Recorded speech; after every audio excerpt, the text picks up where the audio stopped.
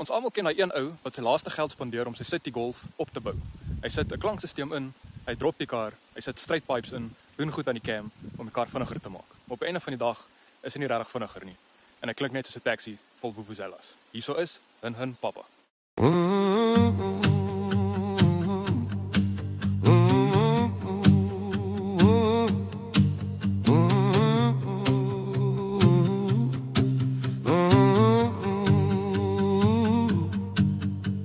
Hy pull up by die flats met die speakers on max. Sy golfie blaf soos 'n bull terrier, maar move soos 'n turtle wat chillax. Sy sê, boete kyk hier, ek het pipes en ek het max. Maar as hy pull away, dan doen hy 'n quarter mile op 'n day. Hy's vol attitude, soos hy kas gebore vir die race.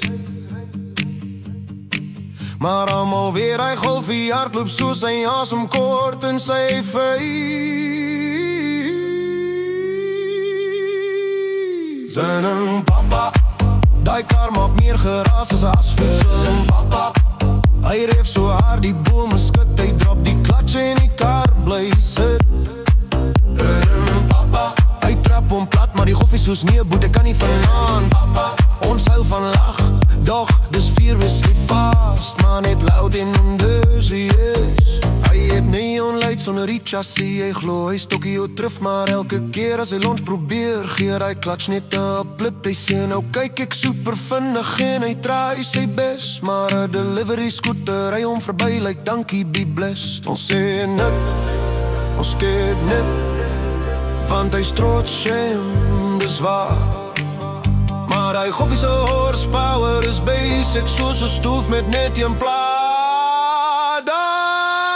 En papa, die golfie blaf soos 'n pitbull, maar trek soos 'n hamster. Papa, hy sê hy's modified, maar eintlik net 'n prankster. En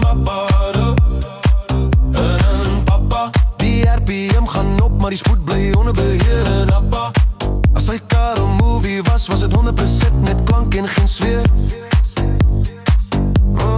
Boeta is committed, dis liefde nie logika. Hy tree die golfie soos 'n vrou vol polish en romantika. En ons love hom ook, want hy bring vibes elke dag, selfs als die kar 'n joke. Hy is die punchline wat ons laat lag. En papa, die golfie sê kan ek stel maar vir flikker rappa.